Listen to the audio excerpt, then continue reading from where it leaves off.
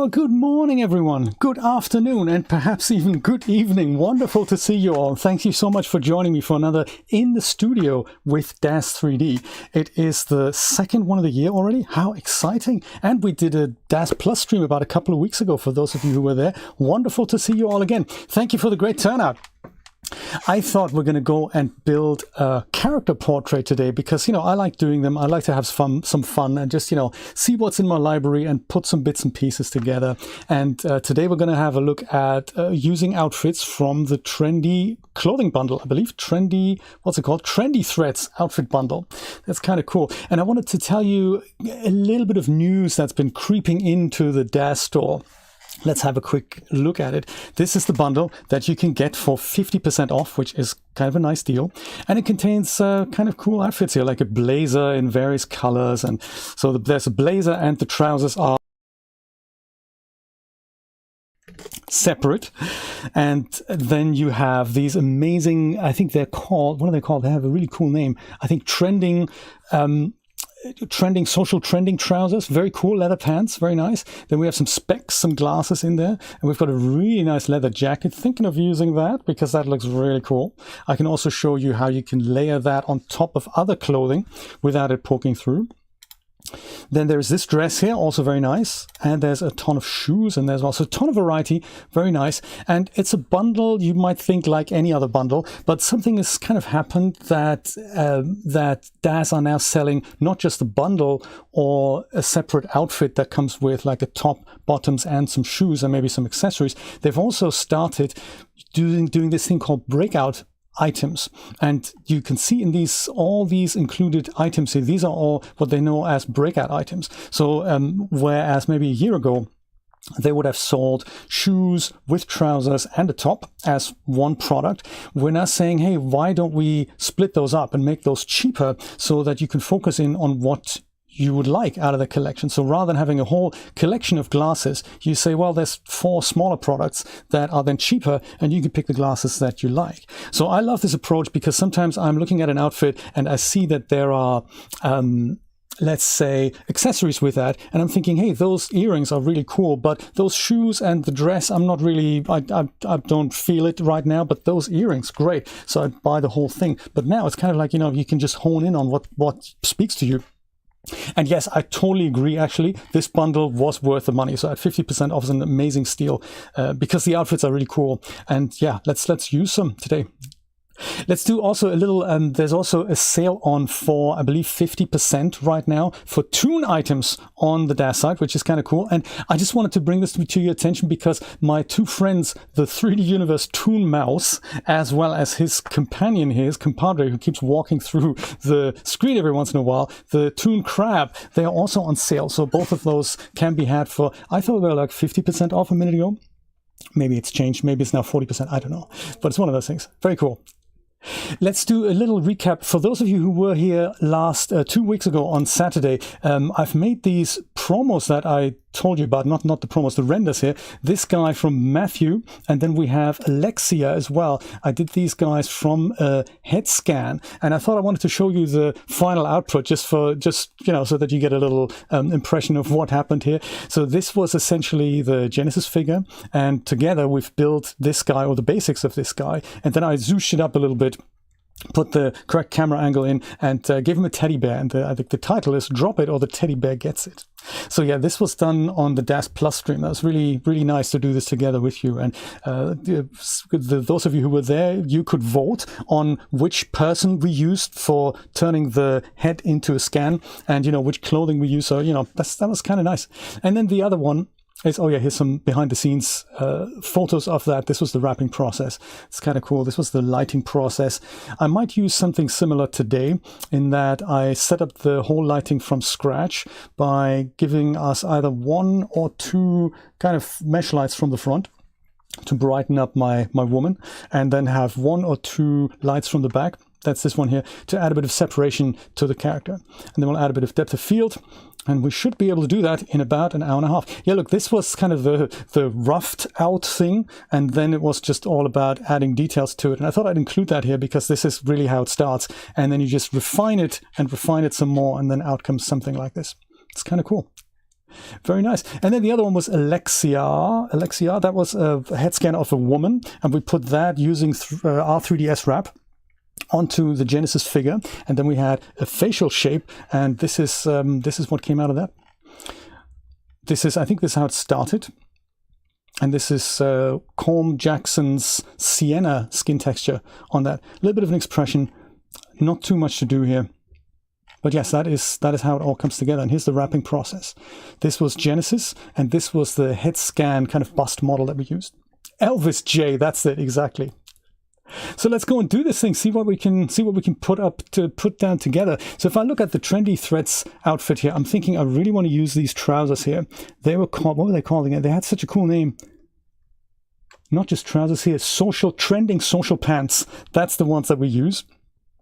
My first idea was to have them use them in black, but now that I'm seeing in red, maybe we should do that. I'm thinking of then using one of the blouses with that here, this blouse here maybe. And then let's use this leather jacket here. So these are the items I'm thinking of putting together. This as a kind of a neutral top, even though we do have options here. I think I'm going to stay with neutral. And this is dForce as well, so that should fit any kind of character shape that we're going to use. And then the jacket.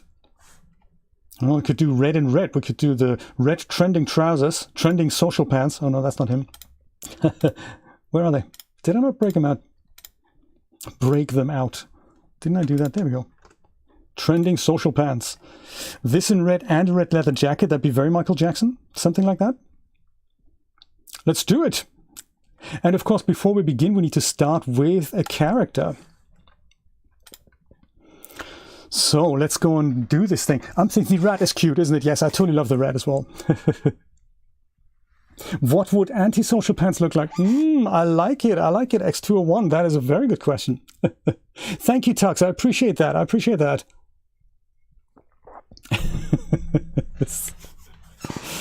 Okay, so let's start with a character. And because we're on YouTube, I'm going to use my stream safe textures here so that we can start from a base character and then shape her into place. I might just use this here. G8F Tand. I'm going to base it on Genesis 8 female. Even though we could go with 8.1, the process is exactly the same. And this is how I start sometimes. So sometimes I just pick a character and just put the just load the character up. But other times I'm thinking I'd like to literally go from the just get my hands dirty, you know, and just select the character, head over to the parameters tab, and then I'm going to go and close the general section down here, and I'll go under actor. And then I'll go under full body. There's several ways of doing it. There's either full body, there's also head, and there's also people. So people is a combined version of both a head morph and a body morph. So let's think of the first one in the list here, Edie. If I go and dial her up, then that means both Edie's body and Edie's head get dialed in. And this is kind of the beauty of the Genesis figure, that you can mix and match morph shapes, which is kind of cool. Marion. Oh, I don't think I've tried Marion yet. Thank you for the tip. Thank you for the tip. So this is the Genesis 8 base figure, and when I dial in anything to 100%, I get both the head and the body of that person. But I might not really want that. I might, just like 50% of the whole mix, and then dial in something like, maybe say 70% of Edie, and then I'll also go and say maybe I'll have 50% of Bridget, and then we'd have something like this. So it's kind of a mix and match shape there.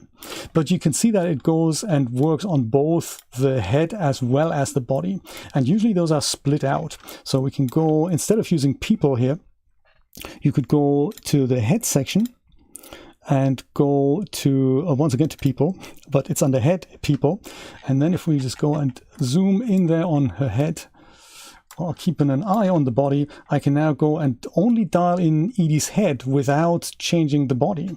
And that's another kind of beautiful part, because we have a counter option in which we can use the body dials and just dial in the body without affecting the head. And that is not under head, that is in fact under full body. Same thing, people. I'll just pick the first one in the list, which is Edie. And Edie now dials in her body without changing the head shape. That is kind of cool. This is all available on the Parameters tab, but you can also use the Shaping tab for that if you're more comfortable with that. It has slightly larger icons, but the functionality is exactly the same. It's just, you know, some larger icons there. So if we were to build our character together, we could go and find a body. Maybe I'll try Honey. See if that's cool. There's Honey. There's also there's Daisy. Daisy a bit more petite, isn't it? Daisy's kind of a teenager. Then there's Charlotte. Same idea. There's Bridget. Also nice. Dharma. Also very cool. And you can also totally go over the top and just go and dial in a bit of this and a bit of that and a bit of this. And just, you know, there's even a script by 3D Universe that lets you randomize this completely.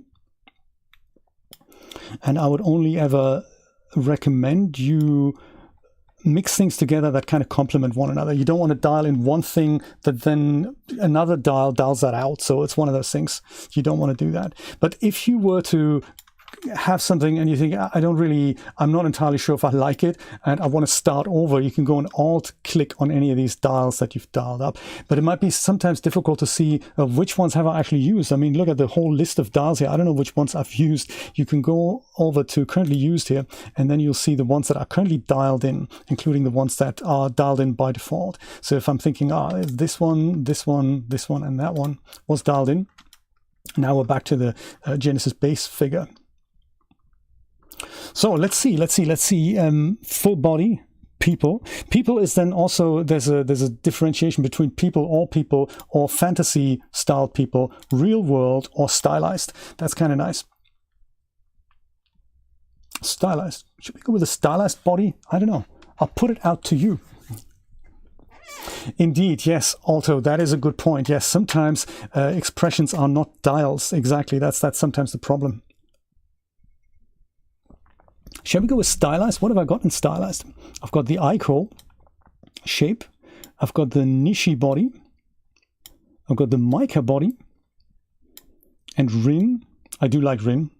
Rin's cool. Rin, oh yeah, also, these things, if you're on the full body tab, then they don't necessarily change the size. Whereas when you're on the full, down here, if you're on the people tab, and then you dial in something like Rin. Where are you, Rin? Totally saw you here a moment ago. We could just go search for Rin. That is also possible. Rin, there she is. If you do it on the full body tab here, sorry, on the people tab instead of the full body tab, you'll see that usually the figures, of course not in my example, of course, they often change sizes. So if you find that is happening, that your figure gets bigger and smaller like this here, then you can usually go to the full body and the head tabs, and then the body size doesn't change. Let's see what happens in the stylized world. Maybe we'll use a little bit of Rin and a little bit of Mica. I see Mica kind of changes her ear shape and the body shape, so the body size. I don't know if I like that. Do we use a bit of Rin and a bit of Aiko? Is that cool? No, see, face doesn't look good together. Not a good idea. How about Sakura? Oh yeah, Sakura is very 2D, so she even has special eyes, and I'm not sure if we can use that. Just because it doesn't complement, it doesn't blend in with many other things. So Sakura, I suppose, by herself would be cool, but it'll be difficult to now blend something like Mica into that. So let's not use Sakura. Let's go back to real world people. I'm just looking around, seeing what I can find here. Gulak, maybe a little bit. I like that. A little bit of this. Maybe make her a little older with a little bit of extra Mrs. Chow in there.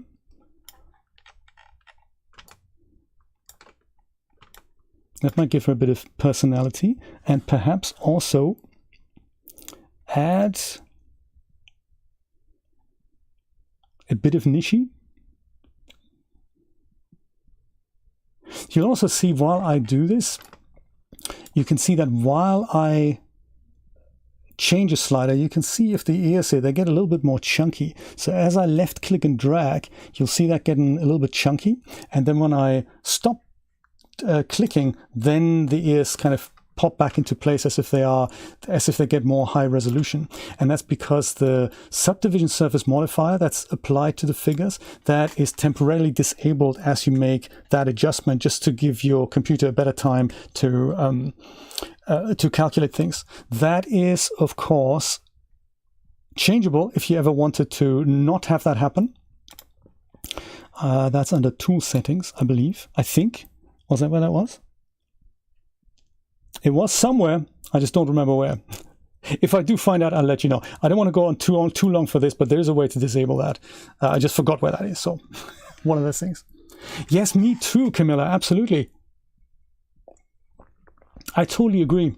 Crocodile Loom makes great stuff. Absolutely.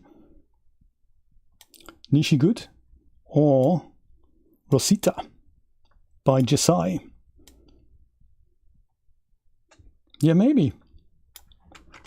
And neither of them are really 50-50. They're all just kind of mixed in, and we made a completely custom head and body shape. I think I might leave that.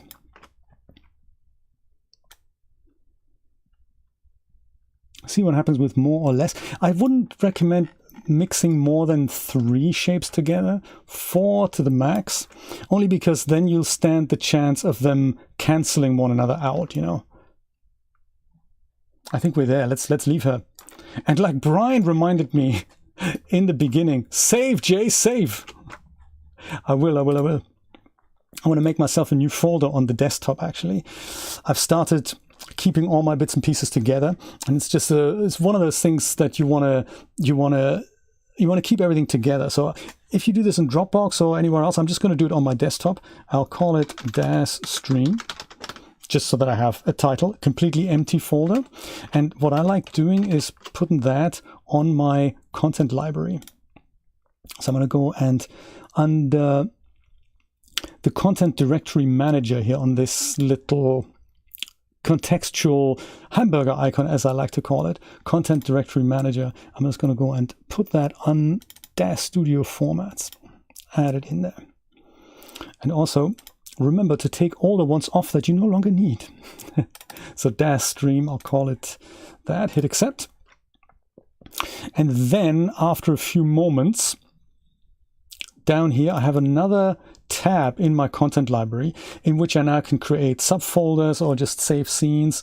I'm just going to go and save my scenes in there. So hit that plus icon, and then this path to the folder that I've just given is already pre-populated here. This is slightly different to what would happen if I head over to File, Save As.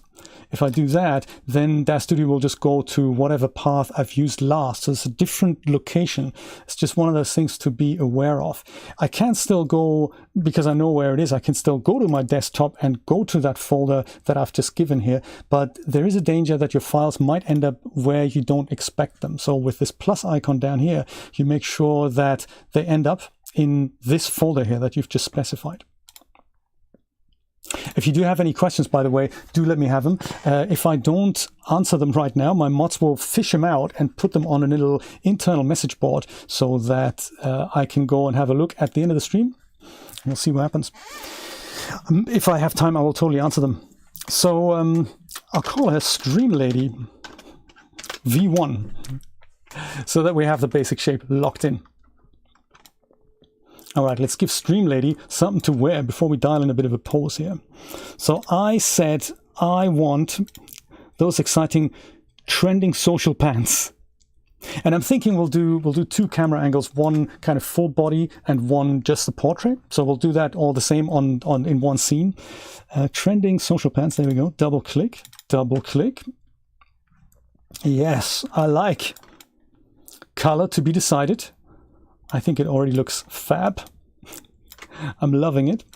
Materials, what we got? Oh, we've got separate things for the belts and all. Ooh, very nice. Very nice.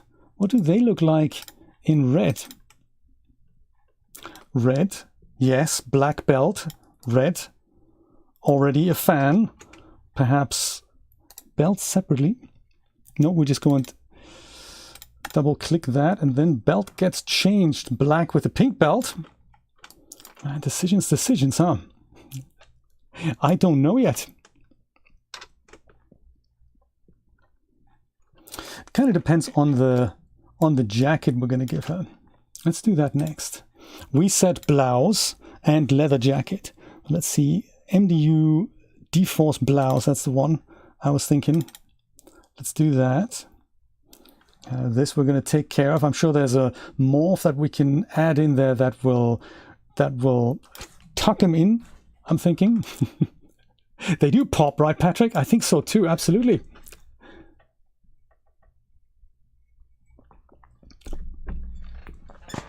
No data files. I haven't looked at it. I'll look at it a bit later. Good point. I haven't noticed that yet. Black and pink. Yeah, black and pink. Do you know what? Black and pink for me as well. Let's see if we can accessorize this with what colors do we have on the leather jacket? That's this casual sweater. Also need, there we go. Yes. Casual style outfit jacket. Boom, baby. Let's keep it leather. I will deal with the poke through and the collisions in a moment. Just having a quick look at the materials. It is available in pink. Yes! Patrick, our prayers have been answered. Oh, there's also purple. Black and purple. Also not so bad, I gotta say. Or black and red. With red trousers. Or, check it out, black trousers, pink belt, pink leather jacket.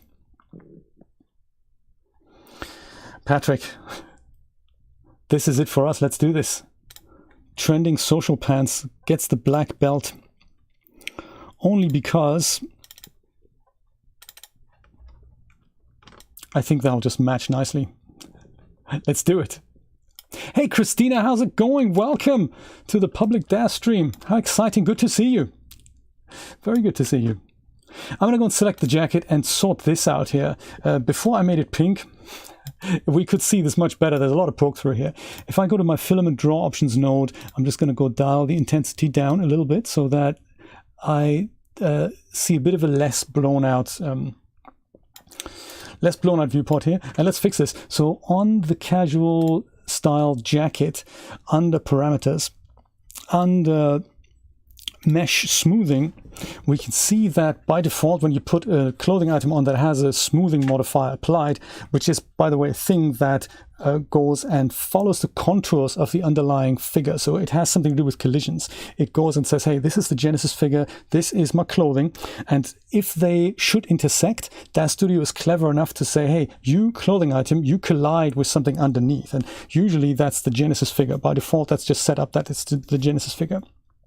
So that means, should it intersect, Daz Studio is clever enough to calculate a bit and just push the geometry out so that that doesn't happen. But in this example, the scene was set up, or the item was set up, that it expects to collide with Genesis. In this case, the underlying shirt already collides with Genesis. So we can go and say the collision item here, don't make that Genesis, make that, in our case, the MDU blouse. So if we go and just swap that around, that's buried inside the Genesis figure as it's parented underneath it. If I go and hit accept, give Daz Studio a second, then most of it has been sorted out. So it's just colliding with another item instead. There we go. We're going to work on that. So this is now, of course, not colliding with anything. So we'll see what morphs are in the figure. The blockiness here, that is just filament. Doing that, not previewing it properly, so don't worry about that. That's not going to show up in the final render. So we're going to see how that comes out when we do the pose. I'm not sure if we're going to see the shoes. Let's leave the shoes until last and focus just on the pose now. And I'll also go and save another version of this. And I'll call that Stream Lady because she doesn't have a name. If you do have a name that we want to call her something, do let me know. That'll be good. I like it. Thank you, Nate. Awesome. I'm glad you like it. Let's have a look at the pose and breeze through this until we get to lighting. So poses, let me see if I have something select my Genesis figure, then go onto my Smart Content tab and find my pose packs or my pose files, or of course feel free to use the content library and browse through your library that way. If you've bought poses from other marketplaces, that's the way to do it. These are some expressions here. There's some sweet fashion poses. I could try those. There's also variety poses. That could be nice. I think I'm going to go and have a look at standing poses. I don't think we want anyone sitting down. I think she's going to be either walking or standing, something like that. So there's sitting, there's standing, sometimes there's walking. I'm thinking we could accessorize her with something. This could work. See if it does. Does it? No matter if things are intersecting with one another. That's what we're going to be taking care of later. Could use that, but there's so many poses that get you started. So I'm always a fan of get started with a pose, and then if it's kind of 80% there, then we can use the rest of it. That might be nice. We don't have to tweak the hands then. See what works the fastest. We only have to deal with the clothing. And then of course, are we good with this? This might be nice. We can change the head position a little bit, make her look into a different direction. I think I'm already in love. So we'll have one from somewhere, something like that, and the other one depends on where she's looking, maybe from something like here. Yeah, like two cameras. One kind of a full body, maybe full body or 3/4. We could do this, and then we don't have to worry about the shoes. It's also a good, interesting consideration to make. Just so, you know, keep it in mind. Those are the two shots I'm kind of seeing here. Cienfuegos, how you doing? ¿Cómo estás? We've been trying to speak a little bit of Spanish earlier and it didn't quite work for us. Even though it's such a large language on the planet, it's one of those things back in Germany that they didn't teach that until kind of 11th grade. What a shame. Well, we had English and French, so guess there's only so much you can stuff into a curriculum, huh? Pamela, good point. I don't know yet. Let's go and see if we can, if we're kind of happy with this pose. Let's see what morphs are in the jacket. So I'm kind of trusting that. Oh, we need to do the shirt and the jacket. Let's do that. I'm just going to brighten up my viewport a little bit with the filament draw options note under the environment intensity scale. I'm not using anything special right now, just the default HDRI. Let's have a quick nosy at the jacket. So that's under actor. Usually there's adjustments and you can do things that really depends on the clothing item. So I'm seeing here collar up. That is cool. We can totally play with that. We'll see what we'll see in the final framing. I do like that already. Very cool. There's an expand morph that usually just goes and makes everything bigger. So if you do have anything intersecting, that's one way, one option to quick fix things. But there's often also adjustment morphs like movement bits and pieces in there. So I'm expecting somewhere to be something where the jacket kind of flares out. Loosen collars, front lower. What is that? Front lower is that. So that's kind of something I was looking for. Loosen the loops. That happens. Where is that? I cannot see that. Right shoulder down. I see. So then she kind of puts this off her shoulder. That's also interesting. Right sleeve up so she can move these things up. That's interesting. I might actually do that. Depends how it works. Is it a dForce outfit? I haven't forgotten that question. Let's have a look. If I were to go onto, yes, there are dForce properties set up on this, so I'm assuming it's a dForce outfit.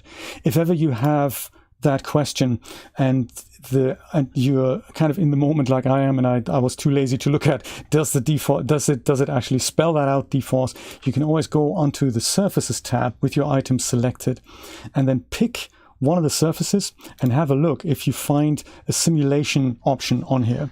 If you do, chances are the dForce is set up on this and hopefully works as intended. If this tab is missing here, if it essentially all ends at geometry, then that means the dForce is usually not on there. But yeah, that's going to make our fitting life a lot easier. And I might just go and lift up that other arm as well. They don't have to be symmetrical, but I'm thinking left, we have, do we have left sleeve up? Could have a look at sleeve. Our left is spelled with a lowercase l, that's why we didn't see that. Let's go in. Oh, that doesn't work. Ay, caramba. Left doesn't work. That's okay. It sometimes happens. Right seems to work, but the left one doesn't seem to work. Okay, no worries. You could go ahead and adjust this in something like Hexagon or ZBrush, that you go in and basically take the geometry and kind of lift it up a little bit. But you know, we're not going to do that. We're not going to do that. Let's go and run dForce then.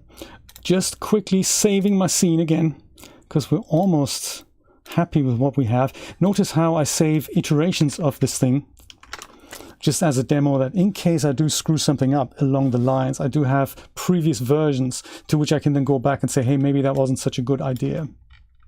So if we're happy with this, and oh, actually shirt, sorry, shirt. Totally forgot the blouse. Let's have a look. I'm expecting there to be something like a tuck-in morph, probably. He says, I'm expecting there to be one. Is there one? There probably is. Under breast expand, torso expand, neck expand, hip, collar up.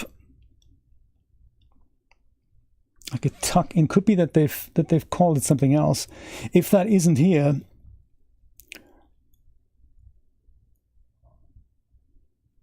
armpit collar big. I can't see it. Then we can always hide it. Just hide these parts later. So it pokes through the trousers here.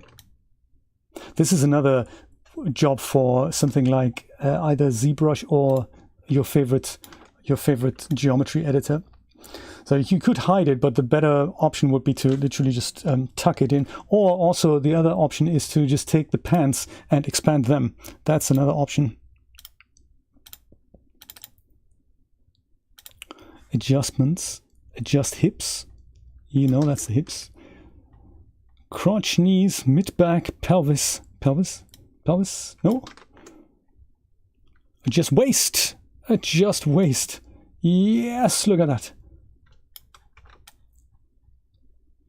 So you can try morphs if there's morphs in there.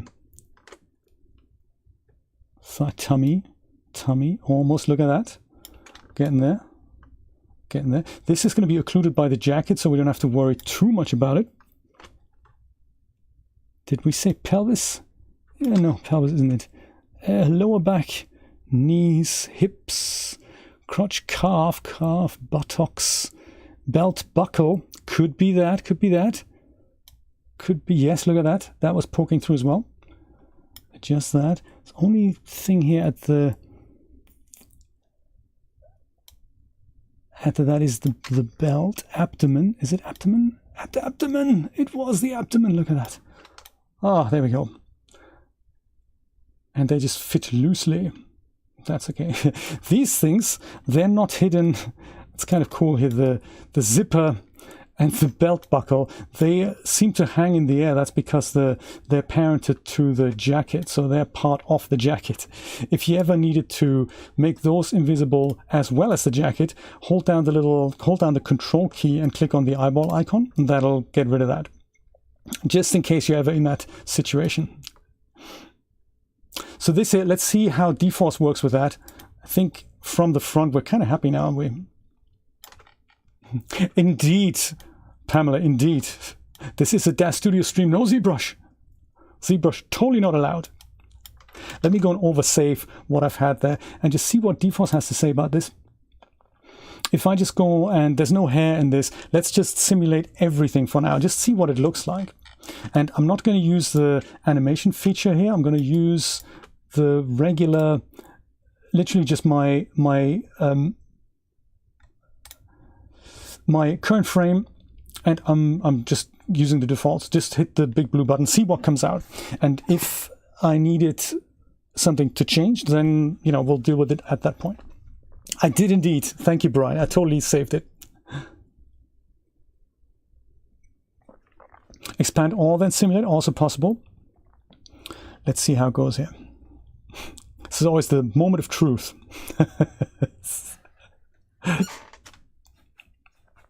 So cool. So also remember, this now simulates all the outfits. So if the blouse and the trousers also have dForce on it, they're all being simulated right now. So this may not work, but it's essentially the fastest way to get going and seeing what happens. If something doesn't work, we can go and take care of it at that point. So that's okay. Right, Camilla, also good point. Do you do it per clothing item? Like, you know, you fit the trousers, simulate the trousers, freeze the trousers, go and simulate the jacket, freeze the jacket. That sort of order. Is that how you do that?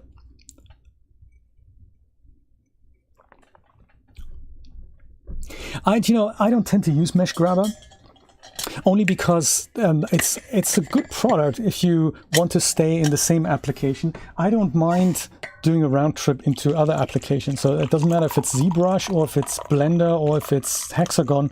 Hexagon in particular, because it's free and it's completely integrated into Daz Studio. So and it doesn't cost any money. So it's kind of nice. And Mesh Grabber, you're looking at, you know, the base product and several add-ons there. They're all good, but you know, it's one of those things. It kind of depends on how we're used to working. Yeah, I see this did not work so well, does it?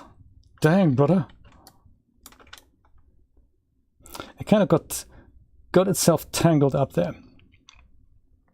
So let's do this in stages. So it looks like if we go and make the, let's see if the trousers actually have dForce on it. Be just good to know. So under waist, they don't have dForce on it, so we don't have to worry about that. Then the blouse, I don't know if the blouse has, but while we're here, let's check it out. The blouse does. Okay, the blouse does. So we don't have to worry about the trousers. But let's go and make the jacket invisible and just simulate the blouse quickly. I'll go and clear this. And then we'll go and freeze the blouse. So, you know, let's give dForce a fighting chance there. So casual jacket, well, actually all of it, control eyeball, so that all the things like the probably rigid follow nodes go away as well. Yeah, all the zippers and all that, those are all rigid follow nodes. So we probably don't want them to participate in the simulation anyway.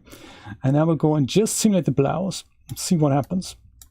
It looks pretty good as it is, but I just want to do it and see what happens. I also don't want to spend the whole stream simulating dForce items, so hopefully in the next 15 minutes or so we're going to get to lighting and getting a picture out of this. That's the idea.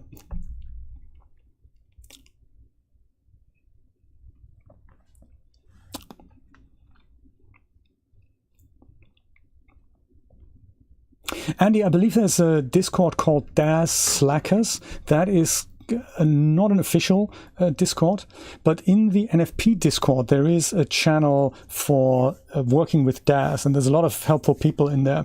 It's an extremely busy server these days, but that channel is kind of, you know, it's for people who get into. Matty is often there. Matty Manx, he's extremely helpful. And then, of course, there's the forum. So forums is always full of very knowledgeable people.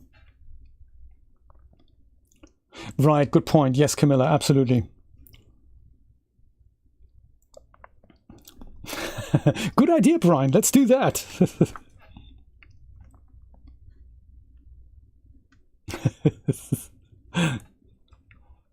Thank you, Brian.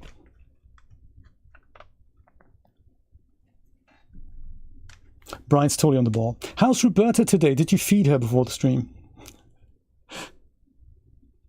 I like it. Custom character. Got kind of the vision for the two cameras we want to frame up already. Lighting. I even have a basic idea for lighting. If it's going to work or not is the next question. Okay, that's saved. And let's call this good. I mean, you know, we're not seeing this at the back. This is kind of another trick here. Don't worry about this if you're not going to see it. We're all right with it. Sleeves are looking good. They looked okay before anyway. But just so that we're all on the same page, MDU blouse parameters tab. simulation, free simulation, super handy button. If you click that, then it'll remain in this position and it won't participate in the next round of dForce. So that's kind of nice. Let's do that. Now we'll go back to the casual jacket, which I've made it invisible, so that means it hasn't participated in this run. I'm only going to make the jacket, whoops, I'm going to make the jacket available, visible, and I might try to, is that a wise idea? If I make these guys not participate in they're all rigid follow nodes here. I don't know if they are that they don't have dForce on it, which is kind of good, but I have a feeling they might cause an issue if they're too close to the body. So let's see if there's something that we can do to the bottom here. Maybe your tip about expand all a little bit and then dForce. Like so. And then let dForce sort it out. I just don't want anything to intersect, and just let dForce handle it if it can. Let's go and try this. First of all, also, Brian's tip once again. Sometimes, oh yeah, when you go back to your content library and it appears to be empty, then it's just because you click in it and then things come back. It's a small bug here. It happens. I'm going to go and save this as version 4 before I continue. And if we were to do this with version control, it would actually be even groovier. Let's see. Pay particular attention to this area at the bottom here. I hope this is going to go well.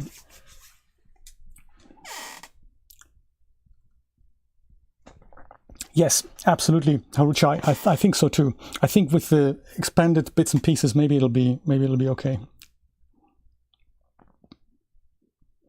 I'm thinking tentatively, there's so many ideas for forthcoming streams, and one of them, probably as a Daz Plus stream, I'd like to show you how you can fit these things with Marvelous Designer at one point. That'd be kind of handy if you think you'd like something like an alternative to dForce. Then Marvelous Designer or Clothes 3D is your friend, especially if you own a perpetual license. It's really handy to use. Export these outfits, export the character once in the A pose, then in the morph pose, import it as a morph target into Marvelous Designer, import the object and just do the draping in Marvelous Designer, send it back as a morph, import it into Daz Studio. Fairly complex process, but yeah, one of those things. Daz Plus, Camilla, every once a month this year. So with the Daz have decided they want to have one stream every 2 weeks. So every month, every Saturday, like now and in 4 weeks, we're doing a public stream. But in 2 weeks, we're going to be doing a Daz Plus stream. So this is for Daz Plus subscribers. They get an additional stream. It's kind of on a private platform, and it's to give you more additional insights into more kind of in-depth topics. The idea was to have kind of basic workflow ones around Daz Studio on YouTube for the public, and then have kind of more in-depth ones and how you use other applications with Daz Studio and how you see Daz Studio as a pipeline, and the super difficult topics for Daz Plus subscribers. And Harucha, you were totally correct. Look at that. Belt buckle no longer a problem. Ha! I like it when a plan comes together. Let me go and quickly save this here. And also, just because I can, jacket parameters. General simulation. Freeze dForce because we can. And save that whole thing as version 5. So alternatively, I could use version control and then just instead of saving 7 files, you save 1 file and you just basically hit Control S and then tell your version control program what change you've made there, even if it's across multiple files. Kind of a nice way of working. Let's go set up our 2 cameras and see what we want to do there. Do we want to give her shoes? I still don't exactly know if she's going to be full figure like this or full figure just like that. I'm kind of happy to do it this way. We also haven't quite talked about hair yet. Just wanted to put 2 tentative cameras on here. Maybe we'll just not frame up her shoes. I'm thinking new camera, copy active viewport transform, and we'll call that the cam wide. And then we're going to go, I'll leave my viewport transform selected here, and then I will go and have one that's just kind of closer into the face. Not so much about the camera perspective, so we're gonna make some changes there. But I'm thinking there's something like that. Oh, do you know the collar didn't survive well. The collar didn't make it. I put it up and I think dForce kind of put it back down. We may have to take care of that again. Okay, I'm thinking something like that just for now, and then we'll adjust the focal length a little better. And this one, we'll call that, whoops, F2 isn't renaming every app. I'll call that cam close. Okay, so now I have cam wide and cam close, and I can still run around in my perspective view and have a look at lighting, and then of course hair as well. I think we're kind of done with the figure setup now, so maybe we'll talk about hair now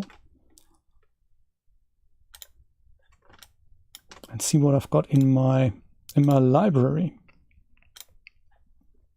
There's also the expression. Let's do hair, then let's do expression, and then we'll do a bit of lighting. Can't go wrong with that.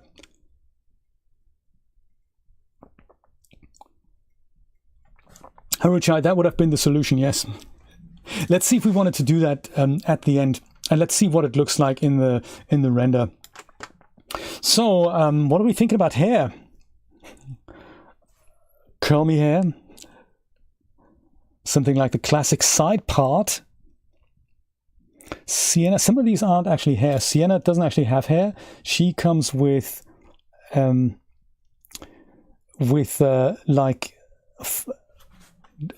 eyebrows and stuff. We need to attach that separately. We haven't got that on the figure yet either. So that's something else we need to worry about. Side part short undercut, also nice. Voss, always a favorite of mine. Bronwyn, can't go wrong with that. Monica hair, very nice, very nice. I'm kind of thinking something short perhaps. Rin hair is a beautiful hair. Some of them are not installed here. These are all the hairs I have for Genesis 8. Rosie might be nice. Kayla comes with hair. So much hair! Is anything jumping out at you? Kind of interested to try this one here. Short undercut. Just see what that looks like. dForce also textured hair. Oh, I'm not familiar with that. Pamela says long hair. I'm in for short hair. Well, why don't we just try both? Let's try short hair and long hair and see how that floats our boat. I'm totally in. I'm with you there. Absolutely, you can never have enough hair.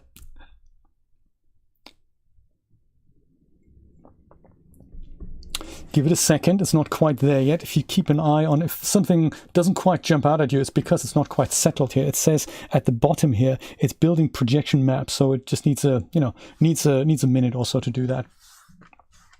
And then of course, hair and transparency and preview, that's always, it's a bit of an odd topic as it is. So don't judge it by that. There's always something that you might want to adjust once you've seen the final render. But you do need to see an iRay render to really see what the hair is going to look like. We're nearly there. Come on, come on, come on. So in the meantime, we'll have a look for backup hair. There we go. Now it's got the hair on the outside here. We'll see what that would look like.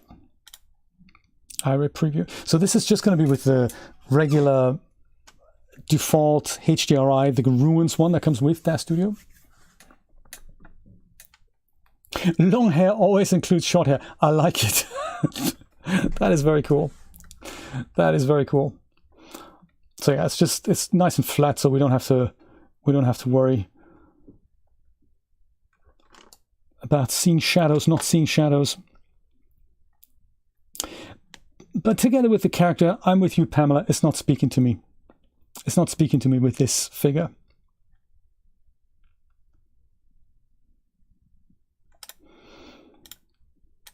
It's just not speaking to me.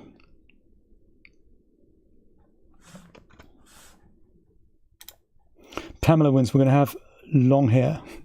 There's also bust that isn't available for Genesis 8, but bust might be cool if we just auto fit it. Because short hair, you can kind of do that with short hair. You can kind of get away with that. Bust needs to be auto fitted from Genesis 8. I believe it's for Genesis 3 female. It is in fact hair. It was short hair. If you don't select the correct fit map, it doesn't matter too much. It just goes, and if you say short hair, it wouldn't look at the shoulders. It would just assume, well, shoulders I don't have to calculate. And if you're completely in doubt, you just say unsupported and it'll just go and try and work its best. A modern look. I like it, Tux.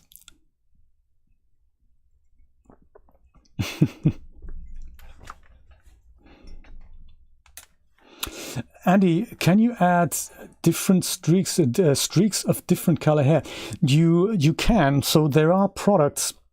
One in particular that springs to mind is the Colorworks Extreme Hair Shader by Slushworks, and it is very cool because it's a generic hair shader. You can use it on any hair prop, and it has a ton of options in regards to color, as well as combining two colors. So it has an A color and a B color, and you can mix and match them. So you can have yellow hair with black streaks, or you can have blonde with slightly strawberry streaks or something. So you can do these things, and it's kind of nice because it's cool because it doesn't matter what hair prop you use. You can use that shader on any hair prop. So it's very, very cool. So it works as shaders rather than material presets. Since 2012, Nate, that's crazy. Wow. Do you think it was stress? Ouch. UHD hair shader, same principle. Yes, Trevor, absolutely. Yes. Yeah, I've recently picked up the Colorworks Extreme from Slushworks. See if you can find a link for that, Brian. It's really nice. It's just super handy to have, and it just gives every hair that you work with a very different look. Still building projection maps, so let's not judge it too harshly. I have a feeling it might not work because we have this kind of stylized look for the head, and stylized anime toon heads are usually a little bit larger than human heads, and I think all the short hairs would probably look extremely cool with a regular human head, but with the anime ones, I think we need longer hair. So I'm totally with Pamela. Let's do this. How's the wine, Pamela? Yes, it's not working for the head shape, I'm afraid. Sorry, buzzed hair. Gonski.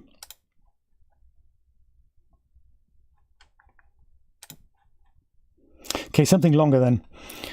Manami hair, pigtails. Could do the pigtails. Bronwyn is nice. Bronwyn is a really nice hair. Or Ellie, otherwise. That's a nice long hair as well.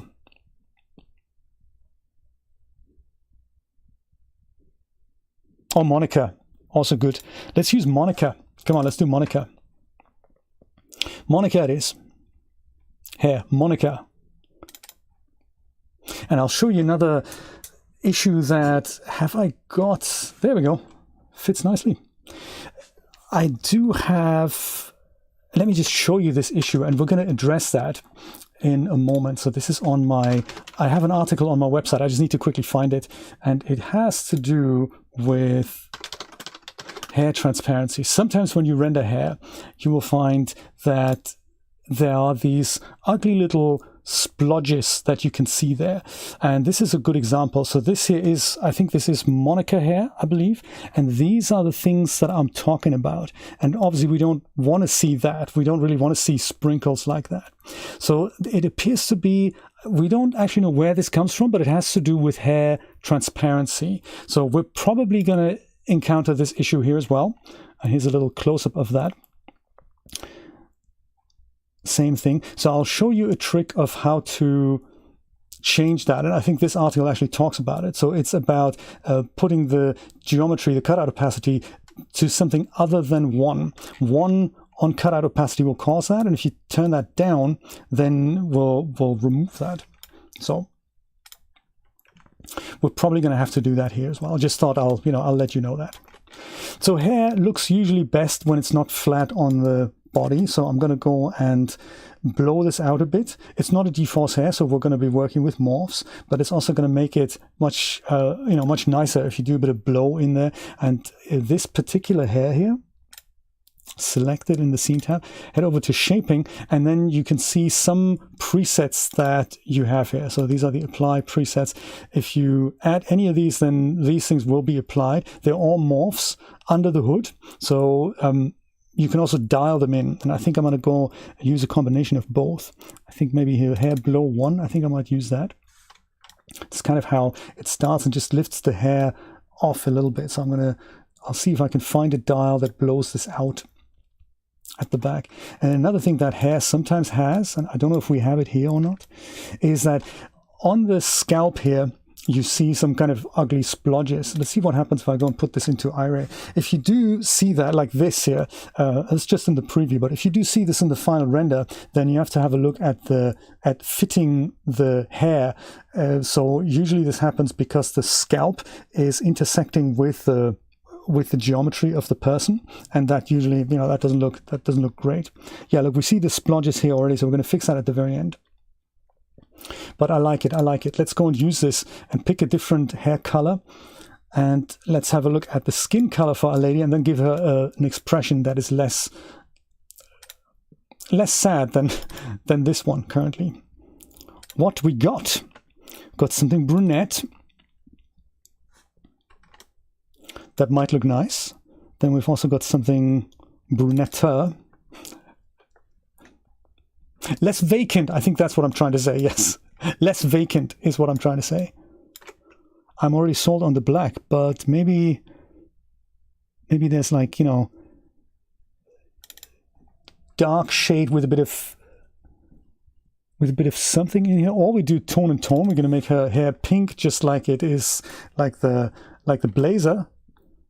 That might be a little bit too much. I can't tell yet. There's also blue.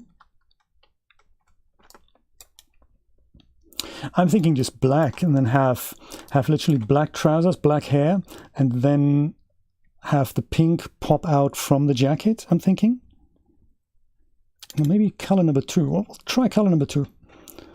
See how that floats our boat. Blue with pink might work, yes, absolutely. Let's leave that. Let's leave it. Also, speaking of materials, let's pick ourselves a skin color now. So this is still the stream safe textures. We don't really need that anymore. We can go and give our lady some good material presets from another pretty lady. Who should we use? Aiko. We could use Aiko's shaders. Or we could use human skin shaders, use Victoria H shaders, use Daisy shaders. They're very pale. Sienna shaders. She has freckles. This is that hair shade I was talking about. Anyone in particular that you fancy? Vanessa. That's a bit of a goth type shader. Mabel, Penny. Could give her the Penny shader. Could start there, see what happens. Penny or Maps, perhaps. Charlotte, okay. Camilla's in for Charlotte.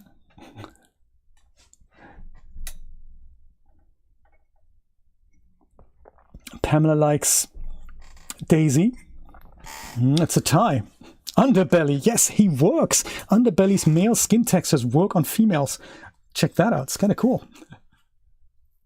With tattoos, Daisy with tattoos, okay.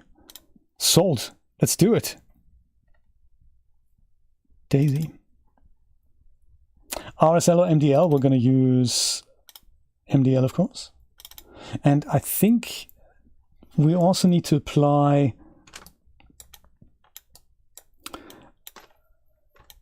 some eyelashes here. Eyelashes, tear duct is only for for 8.1. We could use it though. Eyelashes. Only because my product didn't have that. If you had picked a figure, like a custom character with skin already on there, then these things should be provided. I'll go and use these. Ding, eyelashes, all right. And then the tear duct, I don't know, does it fit? Genesis 8, no, 8, it doesn't really fit. We're okay with it. We're okay without it. Okay, goodie. There were also other options, of course, with Daisy. Could have some makeup that fits with the pink a little bit. Let's see what it looks like. Might look not so good, but might look great. You don't know until you try. Is that anything? Oh, that's the eyes. Sorry, that's not the makeup. Here are the tattoos. Here are the tattoos she speaks of.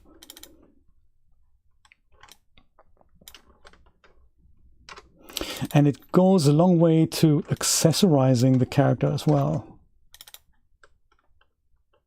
Ooh, interesting.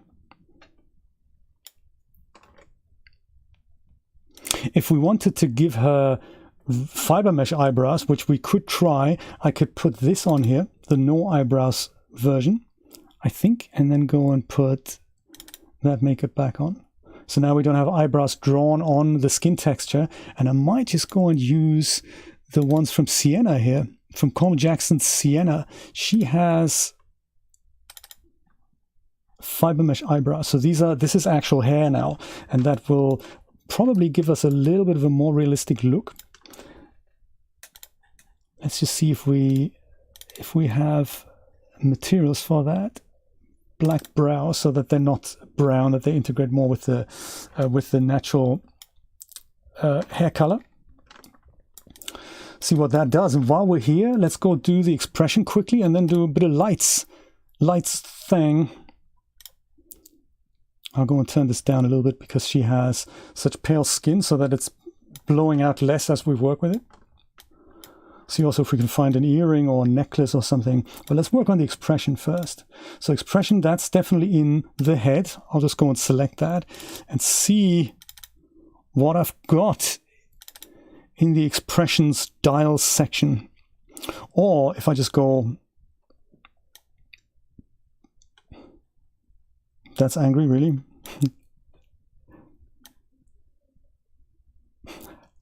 I like it already.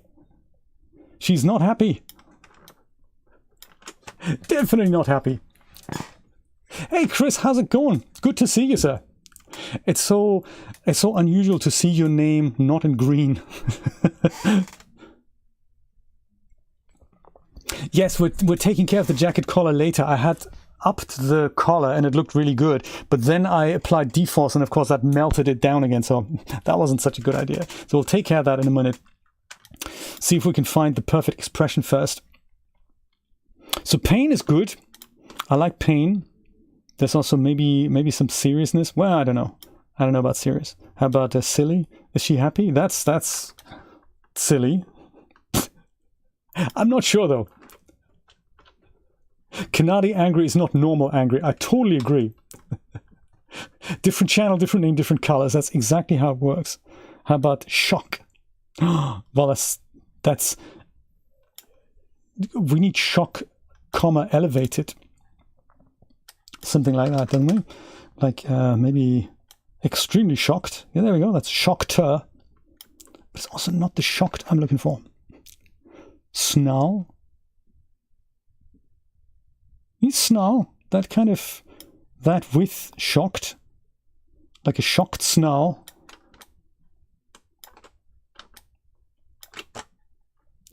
I still don't know. Let me see if any of the one-click expressions work a little better. I'll put this back to 100 maximum here.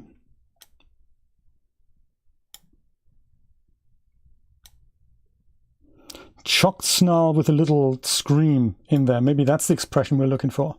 That would explain the makeup.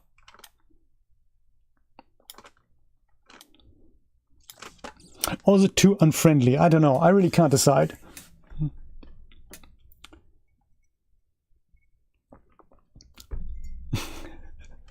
She isn't, is she? No. Enjoy indeed, Trevor. Thank you for stopping by. And yes, you can watch the recording later, no problem. I think from afar, I gotta be brutally honest, I'm not a fan. I'm not a fan. I'm not a fan. Let me see what my one-click expressions bring to the party here. Under Pose's big expressions pack,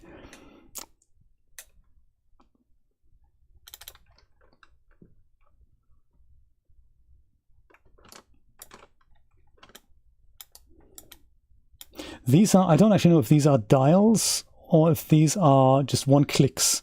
I have a feeling they're probably one clicks, in which case we can just go blend them together. So if that's the correct direction, but it's not, it's a little bit too much, we can go and alleviate that in a moment. That's not a problem. Cheshire Cat, this one's called.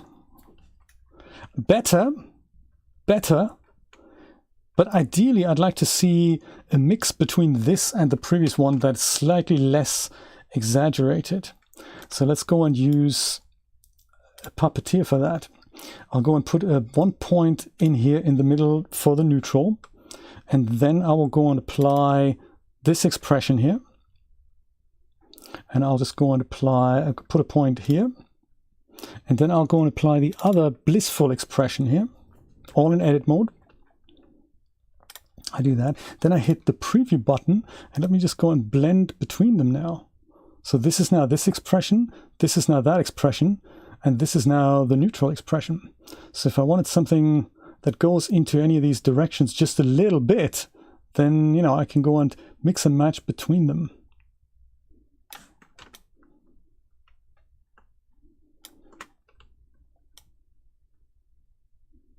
Because they both had nice traits. I'm just not sure if this or that works for our character. So I'm thinking just something like that. Just the subtlety might just be that.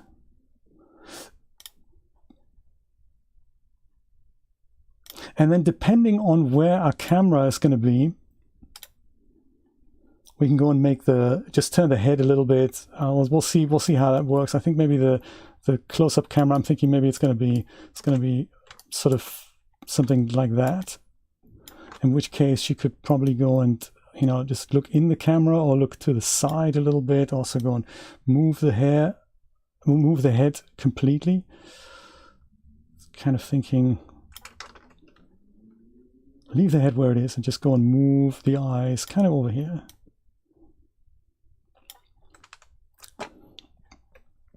Camera close, camera kind of wide. Let's do this. Let's see what else the hair has to offer. And then we'll see what a test render can do for us. And not what we can do for the test render.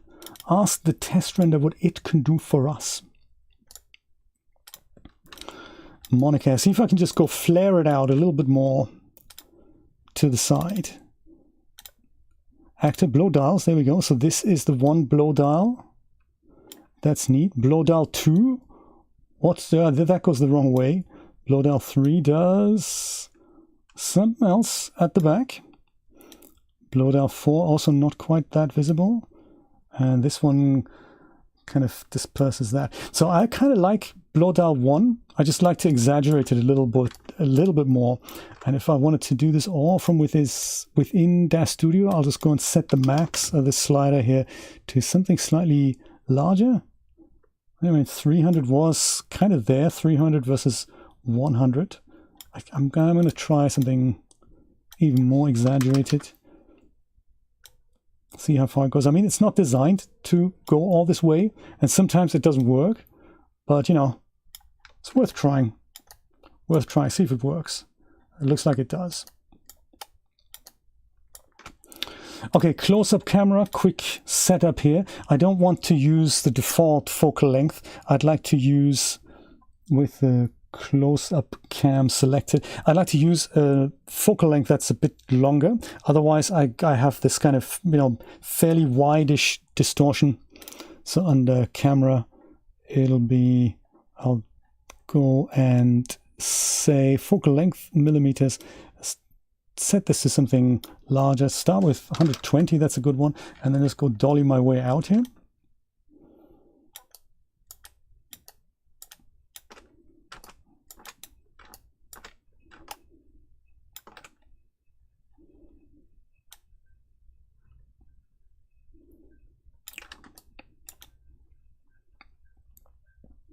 We'll see.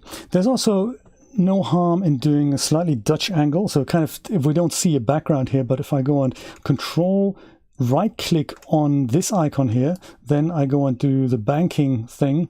I'm thinking maybe just a little banking might just be what the doctor ordered. That's all on the close-up camera here. Let me go save this and see what that looks like.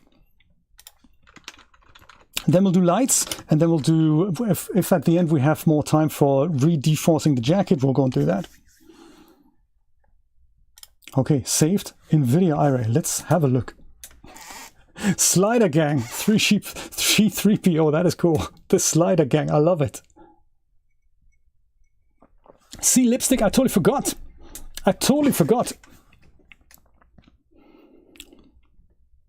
Might not really need all that much lipstick. Might certainly need a fix on the jacket, and we're going to totally take care of that. And, you know, of course, there's no separation in the hair and, you know, the light, we're going to take care of that. Loving the shader of the skin, though. I love all the makeup. I think the fiber mesh eyebrows really did it. I think that's cool. Loving also the subtle expression. I got to be brutally honest. That is all seriously good. We do see something up here, and this is kind of what I was talking about earlier, that when the hair prop intersects a little bit with the shape of the head, so we're going to have to take care of that. But that's okay, that's usually just fixing the hair prop on the skin so that it just expands a little bit. As long as it doesn't intersect, we're okay. So we'll take care of that. Lipstick we might not need, actually. I'd like to give her some accessories here, so she's a little kind of open naked on this part. So either a necklace or an earring, something like that. That'd be good. What does the other camera look like? Which we haven't set up other than... We didn't really do anything with the camera just yet. I'm thinking maybe that could come from here slightly further. And I'm thinking also, while we're setting that camera up, I think I also want that not to be 165. I think I might try that with 120 and then just go, maybe just do the upper body like so. If this other camera's in the way, we can go and just disable that.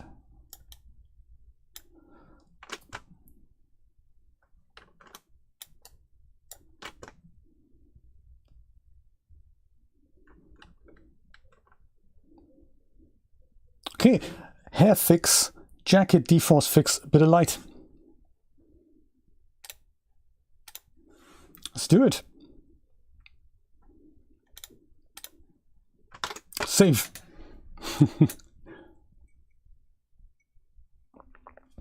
Pamela thinks she needs some lipstick. Okay. I mean, why don't we tell you what? Why don't we have lipstick at the very end, once we've seen the actual light that she's going to have? So, you know, let's go do the hair fix first.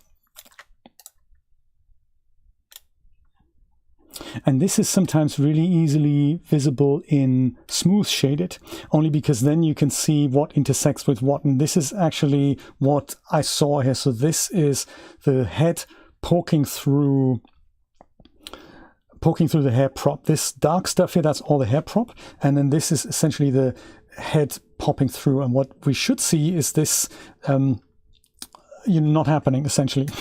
So let's see on actor adjusting. There's usually something like a fit, adjust head height here, forehead width. Those are the usual suspects. Like this is taking care of that. And this here, head left, that is is that the left? Is it? Yes, it is. Boom. This should have done the trick. So if I go back to iRay now, fingers crossed, this stuff that we saw here on the forehead, that should be gone now.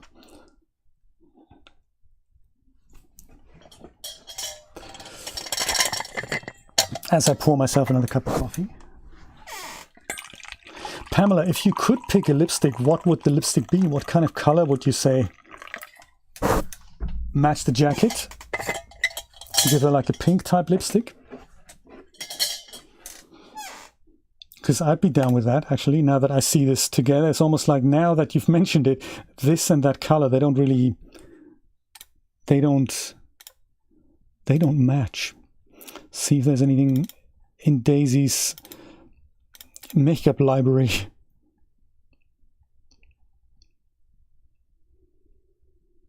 Oh, we have... That's the gloss. We have no lips. Makeup eyebrows. I'm kind of happy with the eyebrows. Oh, does this also do the lipstick here? It might do. It does. Oh dear, look at that. That is, you know, that's proper goth now. Indeed, yes, I might do that. I might do that.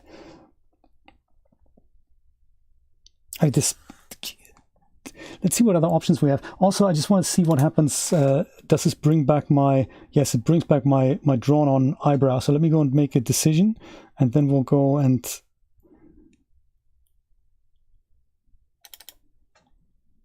see if we fancy one.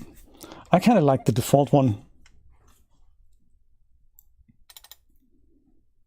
Oh, there's a no eyebrows version of these. Oh, now I get it. Now I get it. Okay.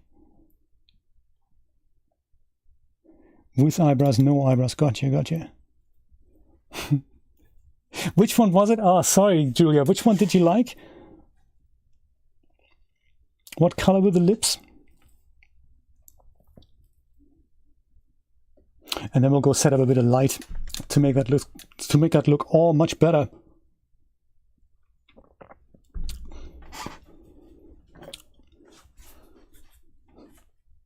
Yes, absolutely. The veins, yeah, they should. I think they're an add-on, so I think the veins, they'll just come back like this while leaving the makeup.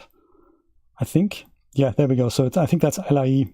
That just gets switched off as we do that. So maybe that doesn't actually interfere with that. So maybe that's good. I might just go leave it like that. Bring her eyebrows back.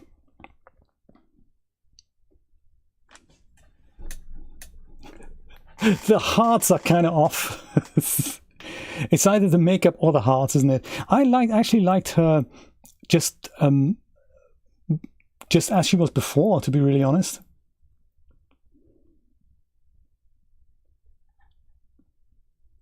But it gives the face something. So I gotta say, I can see both sides. I do like it. I'm just thinking maybe if we go for plain, we'll just go plain and just go have. Let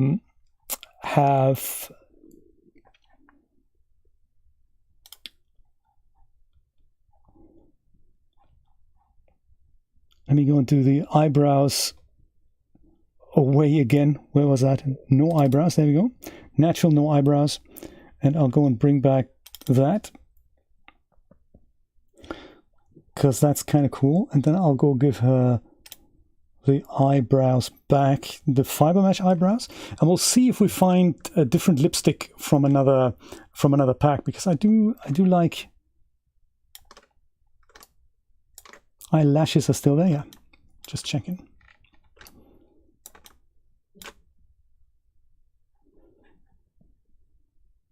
Fix the hair, lipstick, additional detail. Let's go fix the lighting now, I think, because otherwise, you know, it's going to be 9 o'clock and I totally get into trouble.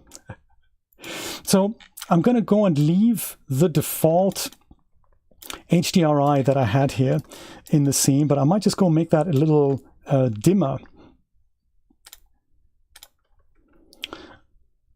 I'm just going to look at the bottom here. We're not going to see it. I just want to have a look at where the shadows are going. So one thing I like doing is to dim the default HDRI down a little bit. So by default, it's set to 1, and this is the one that I'm using. If you don't see the environments tab here, then just switch this over to Iray, then it'll appear. Or you can also go and create yourselves an environment options node, then it'll also appear here.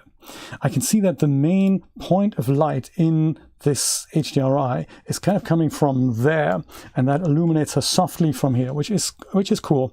We can leave that. I think I'm not going to change the direction of it, but if you ever needed to do that, you just do the dome rotation and turn that around by, say, 90 degrees, and then the light comes from a different direction. So now it's all of a sudden giving me a backlight here.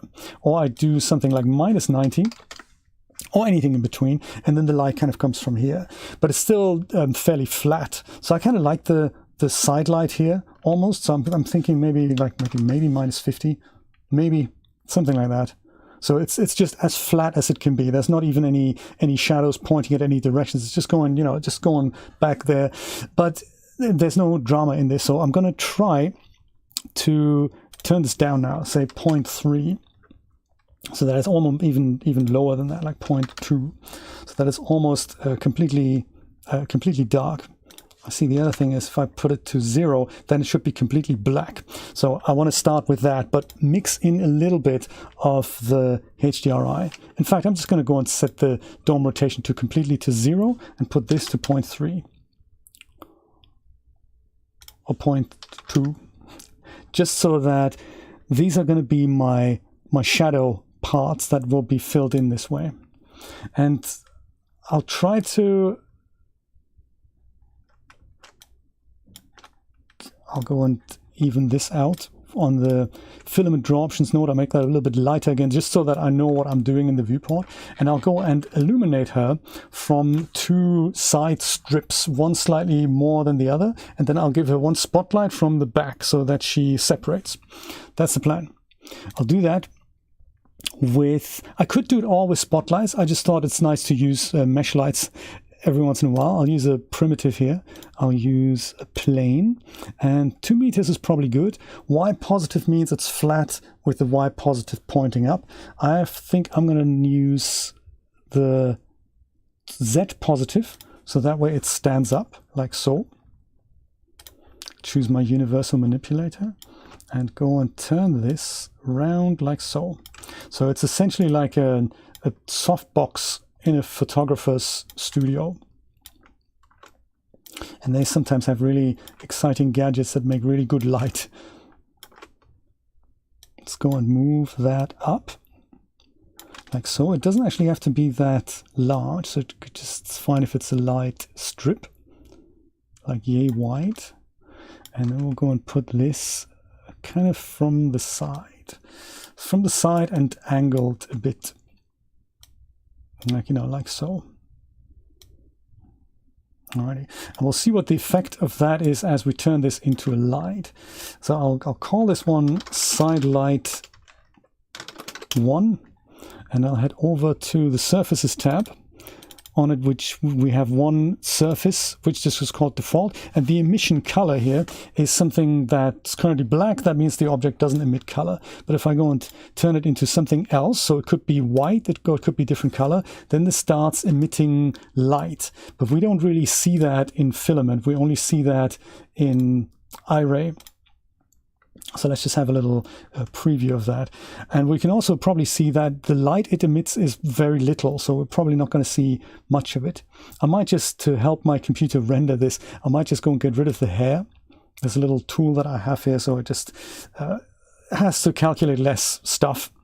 So there's barely anything that comes from this side now.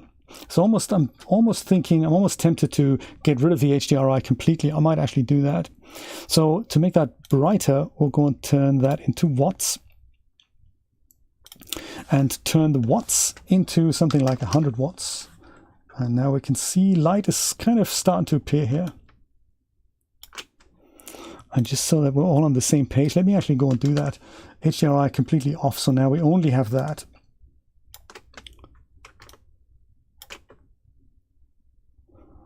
We only have that. Surfaces tab. Let's try 250. And the cool thing about this is that the light is extremely soft. So because it's such a large light source fairly close to her, it's just very soft.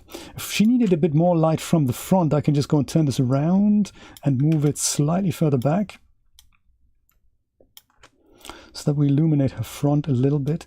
I'm not really that worried about it from this side. I think I might have the other light take care of it. That'll look almost the same.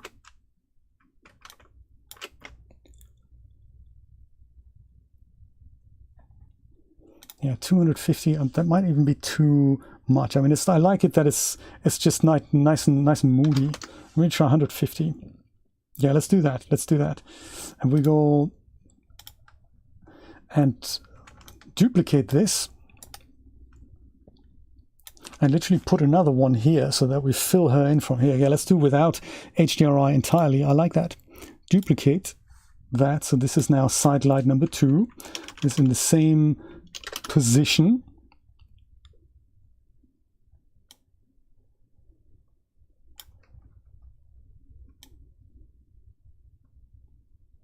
I will do that. And the light intensity of this might be too much, might be too little. We'll find out. But this is going to take care of. So this is basically our main light here, and this is kind of a fill-in light.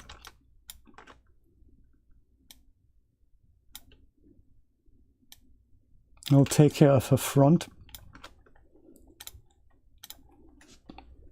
Yeah, no HDRI at all.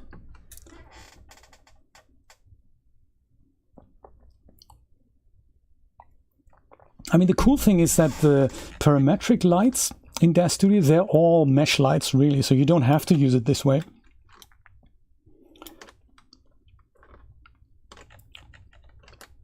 You can use literally a point light and turn it into something like this, or you can use a spotlight and turn it into something like this, because they have the light geometry. It's okay. We do get nice catch lights. So if you look at the eyes, and especially if we don't have the regular default focal length, we do see that she has these catch lights here now. So that's kind of cool. If you prefer a different shape, you can use a different shape light. But I thought it might be cool to have her whole body illuminated that way. You can turn these square. That's also fine. Sometimes fashion models look like that, and we can have just a fairly plain background at the back. So if we bring the hair back, I might make one a bit stronger. I might make it a bit stronger from the right-hand side. This takes a bit longer to calculate now. Let's go and put a bit more oomph from this side here, from her right-hand side. So maybe that's a bit too much. 300. Let's try to. Oh, also the other thing I want to do is try to decrease the color temperature. So give the color a little bit of a different light, and that's always nice for the skin tone. So emission temperature here, instead of 6,500, let's try 4,000.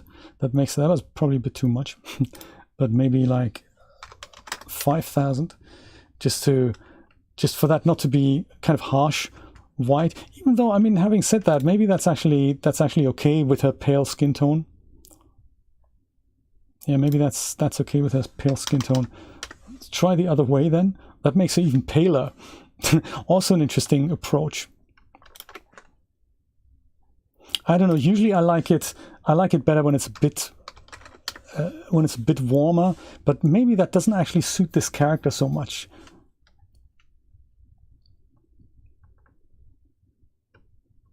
I might leave it like this. Still haven't set the palest, but I think so too. Yeah, actually, maybe, good. I think I'm gonna leave it like this, pale. Even to a point that 8,000 might look interesting here, just because she has that pale skin tone. We'll see. Up for discussion. Let's go and set a backlight, because what we're not seeing is a separation here on her hair. So I'll go and show you the light geometry I was talking about. So in fact, I'll go and put a new spotlight into the default position, so just apply default settings. That'll appear here. And we'll go and turn this around first. Well, actually, we don't turn it around. We're just going to move it like so. We should turn it around. And in here in the parameters, I'll say under constraints, I'm going to go and point it directly at my character. So not directly at her hip, but at, I'm thinking, the upper chest or the lower neck. Neck lower, neck upper, something like that. And then if I go and move this around, it'll always go and point at my character, which is nice. The manipulator is currently a little wonked out. I'll go and put this to world coordinates in this case.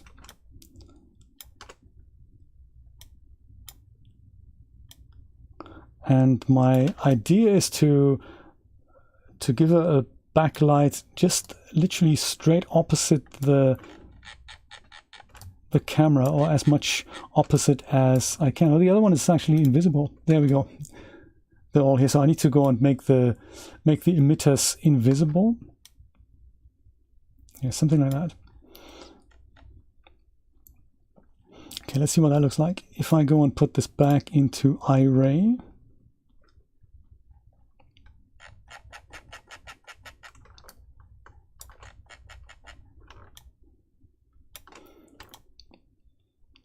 And this separation, I mean, is literally when, imagine we had a dark gray or white background, that we then go and that we see the black hair and then a dark background. There's nothing that tells me where the hair begins and where the background begins. So that's what this backlight does. It'll go and add separation there, like a little highlight. So let's make it stronger so that it actually shows up. So under photometrics, I'll say 100,000. And it's starting to do that here. That's neat. Sometimes you can have two. I'm thinking I might even have two. One from here, one from there. That might be good. 100, maybe 200,000 might be a bit much. But these edges are often very harsh. So if you go and put that under area, this is what I was talking about earlier. By default, both the point light and the spotlight use a point as a light geometry. But if you choose something else like a disk, then these edges here are a bit softer. So the highlight is still there, but sometimes you get something like really harsh type shadow. So disk is always good. Default settings are good. This is how you increase the light geometry. As we were to make this bigger, we would see the light geometry here actually getting larger. So if I go and make the height 50 now, then I actually see that this increases. So there are mesh lights under the hood. It's essentially the same thing that I've created here. If I were to say, instead of disk, let me go and use a rectangle, then you can see that I can create exactly the same things like here with that. So it'll also work. It'll also work. Disk is nice because it's got this uniform shape, but rectangle will also work. Let's go and make these guys not show up here. And if this was like on the spotlight, you have this just this easy option that you say render emitter no. So you just switch this off and then, it's gone. But on mesh lights like these, we don't really have that because there's surface properties that we set for that. So we need to go and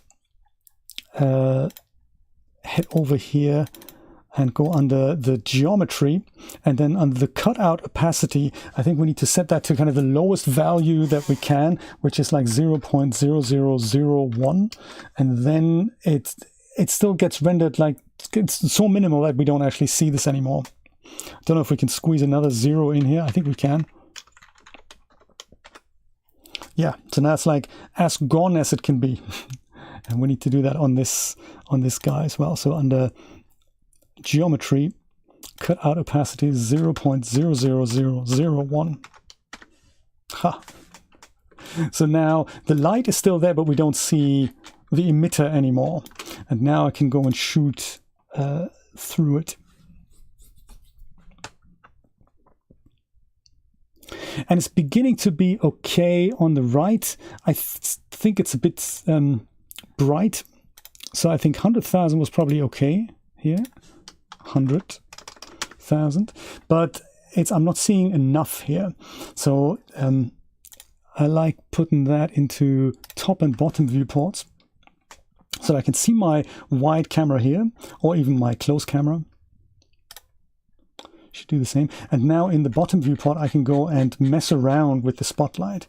So in my case, I'm going to move this spotlight here over to the right so that I can get a little bit more of a catch here. See what that looks like.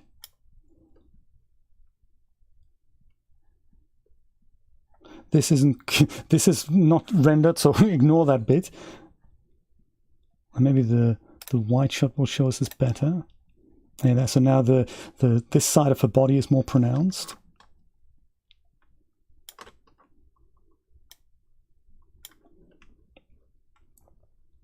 And I'll do the same on the other side and just duplicate this spotlight. So I'll call this one here is spotlight.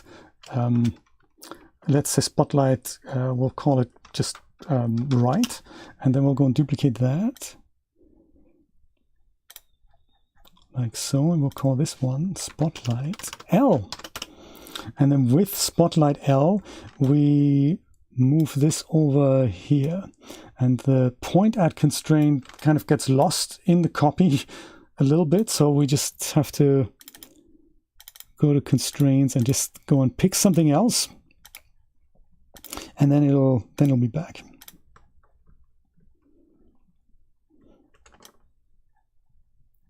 And that's not quite strong enough, not so much in regards to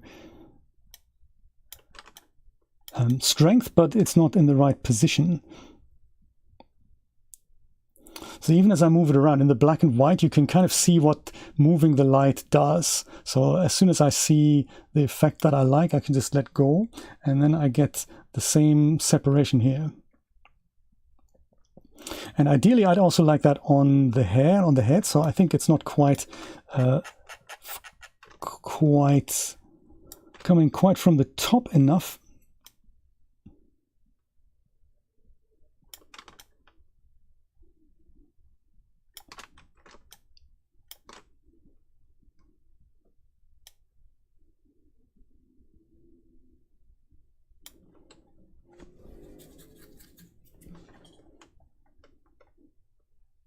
I'm kind of seeing it on here. I'm not seeing it enough on the hair just now, but that might just be the preview. I do see bits and pieces in the hair. It's just not as strong as I was hoping it's going to come out.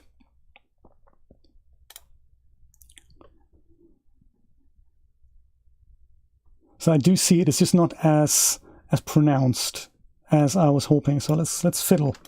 Let's fiddle.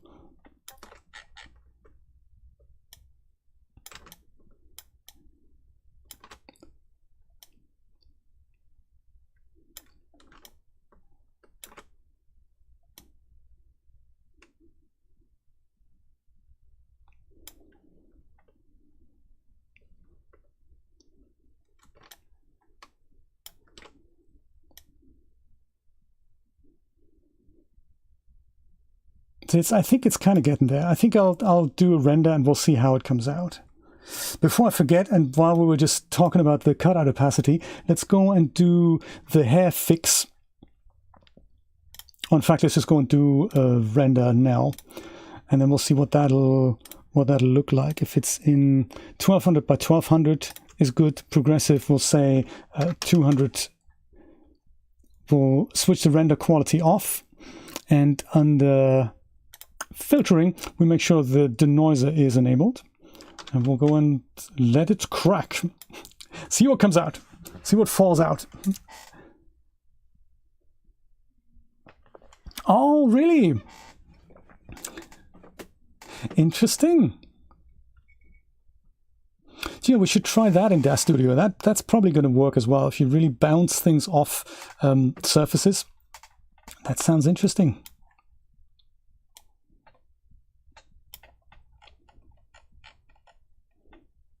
So it's flat, it doesn't have drama, but it shows the person from all sides. And what I'm kind of not getting at the moment, which is why, you know, at this point I might just completely change my mind about how I want to do the lighting. I might just use one side light and have the other one literally turned down a lot, so that I don't have the flatness on both sides. I really have drama in there. So let's try that next.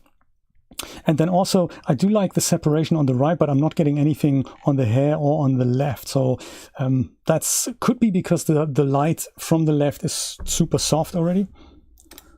So yeah, that's my next idea. So on the side light here, let's go not so much completely take it out, but make it much less, and then we're probably going to get a better effect. While this is okay, it's not, you know, it doesn't give me anything. I got to be brutally honest. Surface emission, and so then here maybe try 50 watts from here, so that the main bulk comes from the other light. Where is that other light, by the way? I barely see it.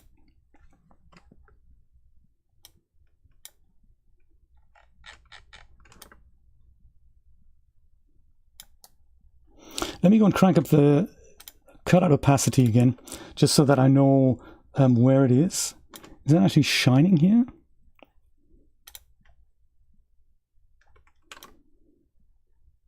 I barely get anything.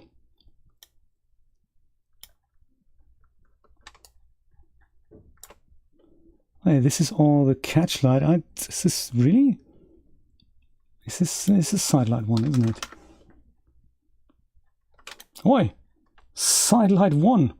Why aren't you shining at the model? Pray tell, do I need to replace you with a spotlight? I think I might do that, because I don't really want to make that like all too strong. I mean, it is here, and this is maybe more the drama we were kind of hoping for.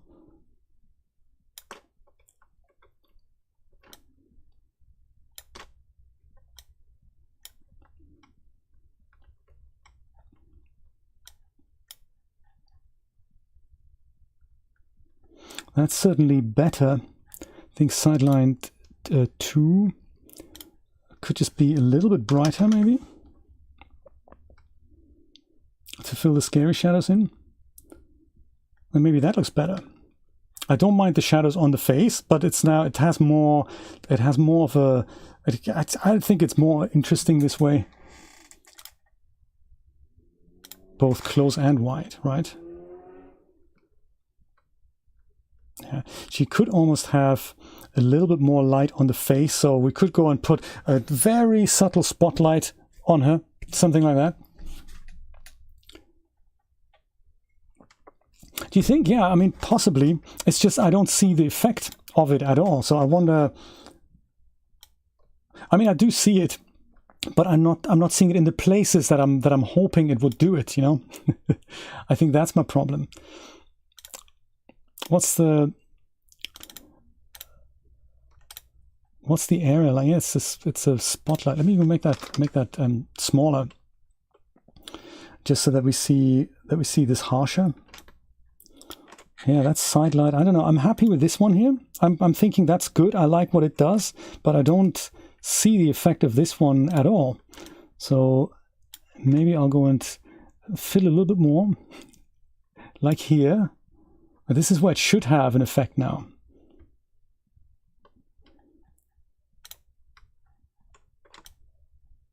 But you know, I'm not seeing it.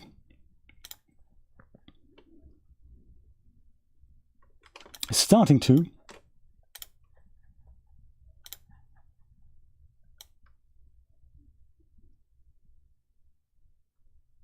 Yeah, you don't want to have this interfere with something like this, where you see this light now encroaching on her front here. You don't really want that.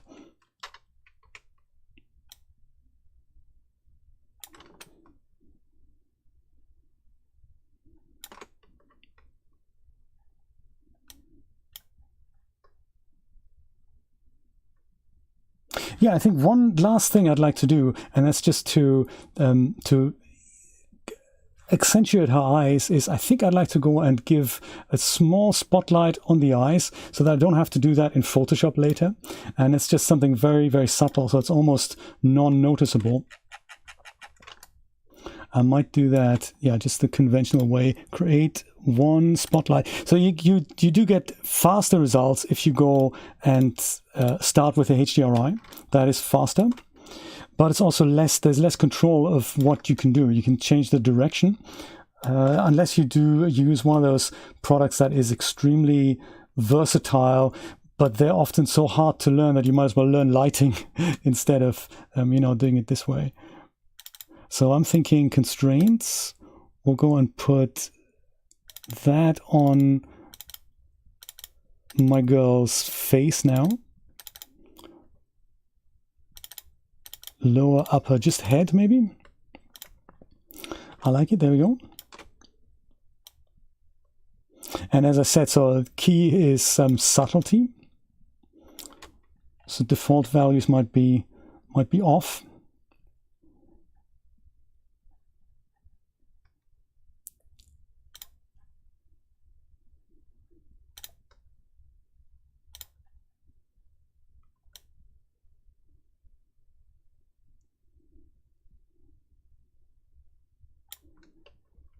And this is just an additional fill.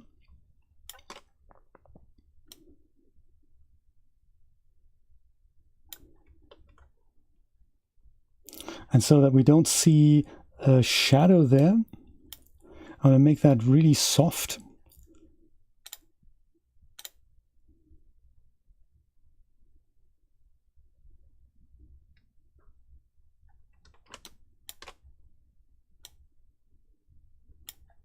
Like so, no emitter. And then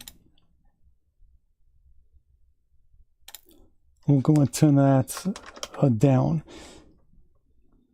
so that it just takes care a little bit of the shadow we saw on her face there. And I think then, aside from, have I fixed the hair transparency problem? No, I didn't, did I? Hair transparency issue. Let's do that. And then we can call it a day. Yes, they're absolutely cool. I use them a lot, and they take care of the background as well. So that's kind of nice to use those. So yeah, I'm a big fan of those, especially because it's a good starting point for adding other bits and pieces. Yeah, I think, have I used them last time? I think I have. I use them so much. They're really nice to get started with. Monica hair. Let me just go and fix this transparency problem here. So every surface needs to have, I can just go and select all of these and then search for geometry.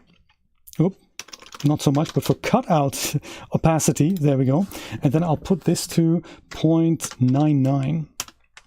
And just that bit doesn't really change the hair appearance, but it will change the grizzly issues that we get with the hair, which we don't actually know where they come from. If 0.99, as suggested in this article here, is not quite enough, you can always drop that down.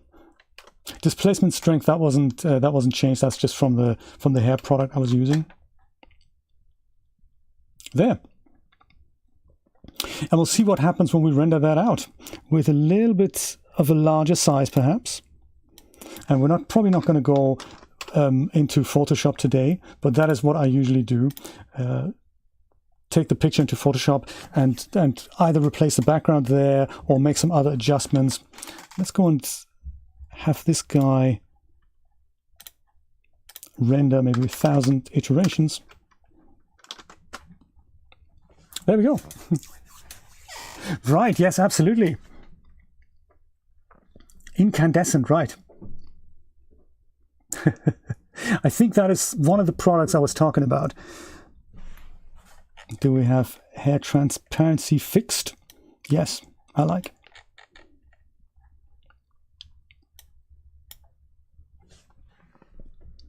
Yes, same here. It goes on my wish list too. Let me just take a quick look if there's any questions I can answer while my friend is rendering here.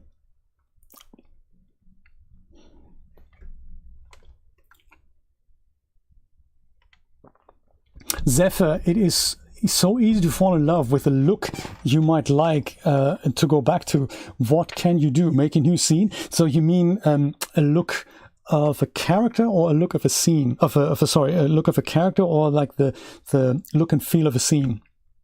Because yes, I would save it as a scene and put it into some kind of a special folder that allows you to go back to time after time, and then go and just remove the character, replace the character with something else. Or even if you have things like skin shaders and makeup and you just want to use a different shape on the character, you can just go ahead and just dial out the shape that you're currently using and then go and add one in there. Oh, Tux, thank you so much. Lighting is a scene, is an art, and you have been a great teacher with very good reasoning. Thank you so much. I appreciate that. That is so nice.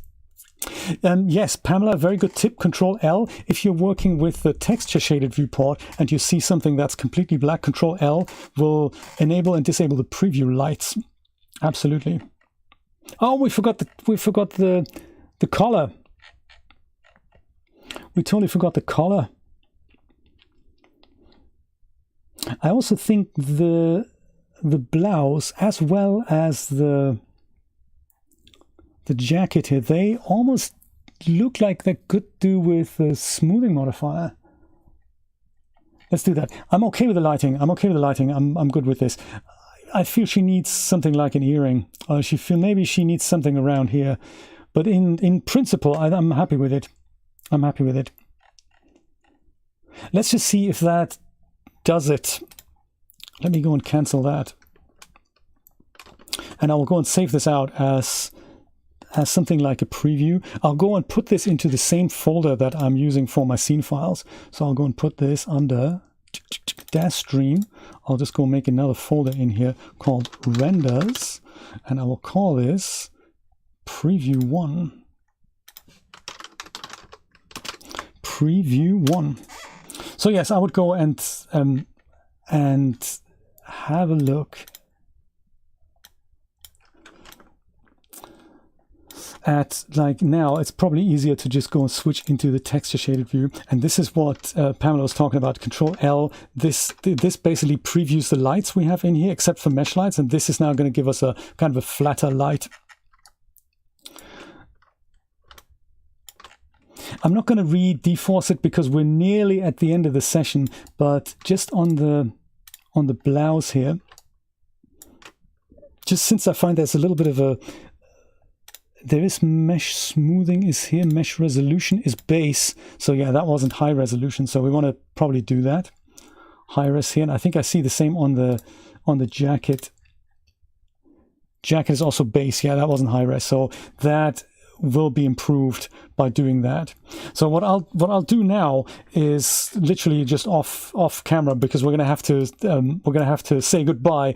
I'm gonna go and turn the collar down, then I'll go and dForce it, then I'll put the collar back up, I'll render it out with exactly these settings. I might put something like a darkish gray background into the scene, and then then I'm gonna call it a day. What GPU am I using? There are two GPUs. They are two RTX 3080 GPUs. There are two of them. I've got two of them enabled here, and yes, that is what I'm using. Thank you so much for asking. And thank you so much for dropping by. I really, really appreciate that. I'm going to put this on my Daz gallery page. I'm also going to put this on my ArtStation page. If you do have any questions, pepper me with comments, either here on the video or on the Daz gallery or on the ArtStation gallery, and I will try my best to help. My friends, it was so nice to see you again, and I will hopefully see you again in 4 weeks when we say in the studio with Daz 3D again. Thank you so much for being here. I really appreciate it. Take care, my friends. Bye-bye.